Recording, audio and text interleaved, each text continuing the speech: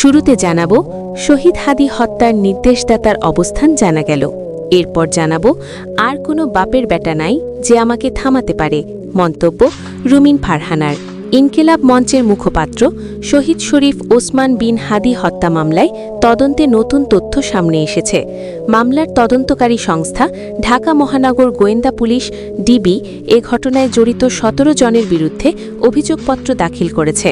মঙ্গলবার ৬ জানুয়ারি ঢাকার chief metropolitan magistrate আদালতে এই চার্জশিট জমা দেওয়া হয়। তদন্তে ডিবি জানিয়েছে, মিরপুরের সাবেক ওয়ার্ড কাউন্সিলর এবং ঢাকা মহানগর উত্তর যুবলীগের সাংগঠনিক সম্পাদক তাইজুল ইসলাম চৌধুরী বাপ্পি হাদি হত্যার মূল পরিকল্পনাকারী ও নির্দেশদাতা। রাজনৈতিক বিরোধ এবং প্রতিহিংসার জেরেই এই হত্যাকাণ্ড সংঘটিত হয়েছে বলে অভিযোগপত্রে উল্লেখ করা হয়েছে। এদিকে একটি বেসরকারি টেলিভিশন চ্যানেলের কলকাতা প্রতিনিধি সূত্রে জানা গেছে, অভিযুক্ত বাপ্পি বর্তমানে ভারতে অবস্থান করছেন। তিনি কলকাতায় আত্মগোপনে রয়েছেন এবং পুলিশ পরিচয়ে রাজারহাট এলাকার ওয়েস্ট বেড়াবাড়ির মেঠোপাড়া অঞ্চলের একটি ফ্ল্যাটে গত প্রায় ৩ মাস ধরে বসবাস করছেন বলে দাবি করা হয়েছে। ডিবির অতিরিক্ত পুলিশ কমিশনার মোহাম্মদ শফিকুল ইসলাম জানিয়েছেন, মামলার তদন্ত এখনও চলমান রয়েছে। হত্যাকাণ্ডে জড়িত অন্যদের ভূমিকা খতিয়ে দেখা হচ্ছে এবং প্রয়োজনে পরবর্তীতে সম্পূরক অভিযোগপত্র দাখিল করা হবে বলেও তিনি জানান। তিনি আরও বলেন, শহীদ শরীফ ওসমান বিন হাদি ইনকিলাব মঞ্চের মুখপাত্র হিসেবে একটি ভিন্ন ধারার রাজনৈতিক অবস্থান তুলে ধরেছিলেন। তার বক্তব্য ও কর্মকাণ্ডে নিষিদ্ধ ছাত্রলীগের কিছু নেতাকর্মী ক্ষুব্ধ ছিলেন। এই ঘটনায় গুলিবিদ্ধ ফয়সাল করিম মাসুদ নিষিদ্ধ ছাত্রলীগের রাজনীতির সঙ্গে যুক্ত ছিলেন বলেও তদন্তে উঠে এসেছে। হত্যাকাণ্ডটি নিয়ে দেশজুড়ে ব্যাপক আলোচনা তৈরি হওয়ায় দ্রুত ও কার্যকর আইনি পদক্ষেপ প্রত্যাশা করছেন সংশ্লিষ্ট মহল।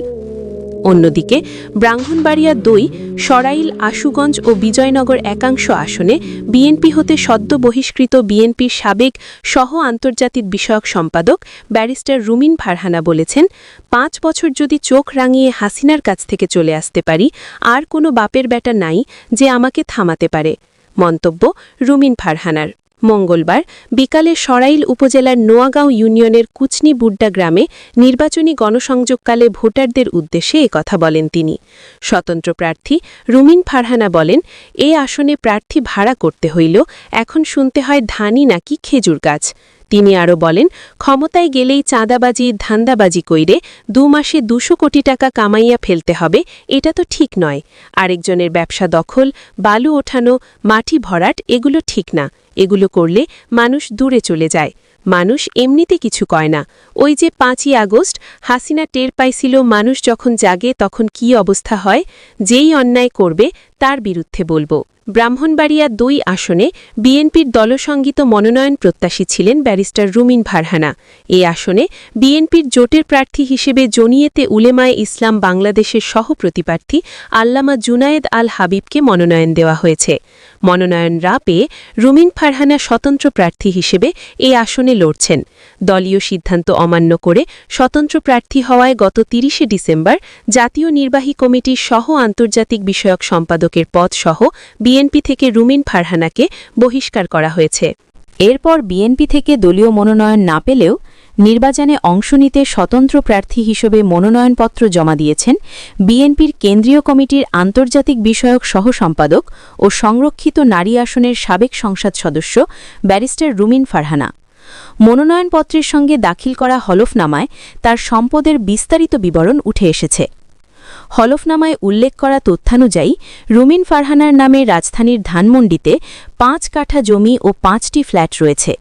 এছাড়া তার হাতে রয়েছে নগদ ৩২,১৪,১৭৩ টাকা। ব্রাহ্মণবাড়িয়া ২, সরাইল ও আশুগঞ্জ আসন থেকে নির্বাচনে প্রতিদ্বন্দ্বিতা করতে গত ২৯ ডিসেম্বর সরাইল উপজেলার নির্বাহী কর্মকর্তা ইউএনও ও সহকারী রিটার্নিং কর্মকর্তা মোহাম্মদ আবু বকর সরকারের কাছে মনোনয়নপত্র জমা দেন রুমিন ফারহানা। এর আগে ২৪ ডিসেম্বর তার পক্ষে মনোনয়নপত্র সংগ্রহ করেন সাবেক যুবদল নেতা মোহাম্মদ আলী হোসেন।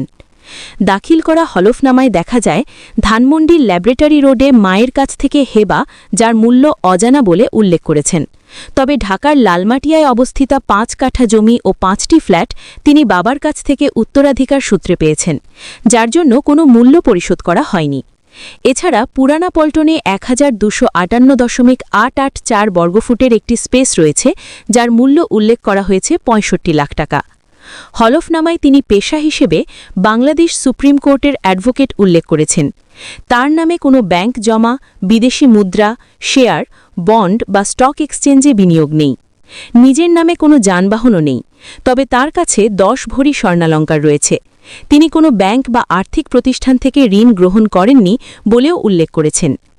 অপরদিকে রুমিন ফারহানা তার নির্বাচনী ব্যয় নির্বাহের জন্য অর্থপ্রাপ্তির উৎস হিসেবে নিজের আইন পেশা হতে আয় হওয়া 20 লাখ টাকা খরচ করবেন এবং প্রবাসী খালাতো ভাই গালিব মেরিদি তার নির্বাচনের জন্য স্বেচ্ছায় 5 লাখ টাকা দান করবেন বলে তিনি উল্লেখ করেছেন। হলফনামা অনুযায়ী 2025-2026 অর্থবছরের আয়কর রিটার্নে তার বার্ষিক আয় দেখানো হয়েছে 97,14,173 টাকা। রুমিন ফারহানার বিরুদ্ধে 2018-র 3টি ডিজিটাল সিকিউরিটি অ্যাক্ট আইনে ও 2023-এ একটি ফৌজদারি মামলা ছিল, যা 2025 সালে এই 4টি মামলায় নিষ্পত্তি হয়েছে।